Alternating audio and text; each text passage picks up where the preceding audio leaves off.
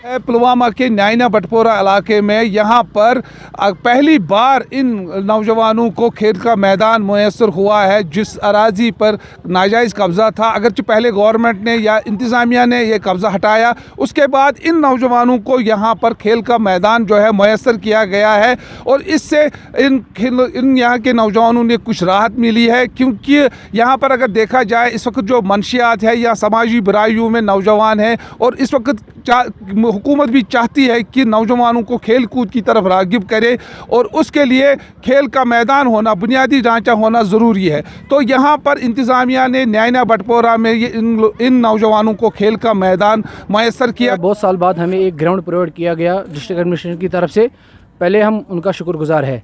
लेकिन यहाँ के कुछ लोग हमें ये बता रहे कि हमें ग्राउंड से एक रास्ता निकालना है, जो कि एक इलीगल काम है।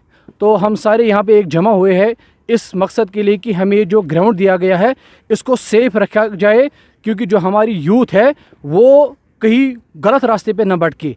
इसलिए हम डिस्ट्रिक्ट एडमिनिस्ट्रेशन से गुजारिश करते हैं कि अगर आपने हमें ये ग्राउंड प्रोवाइड किया, कम से कम आप इस ग्राउंड का ख्याल रखें, इस ग्राउंड को आप उन चीज़ों से बचाएं।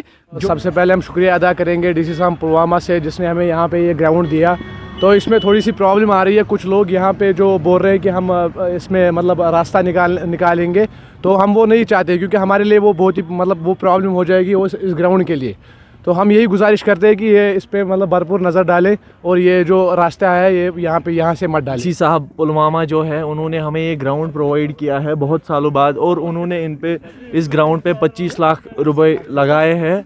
और कुछ हमारे गाँव करते हैं कि हमारे इस ग्राउंड को ख़राब मत कीजिए। हमें ये बहुत सालों से ये ग्राउंड मिला, हमें यहाँ से बहुत दूर जाना पड़ता था खेलने के लिए।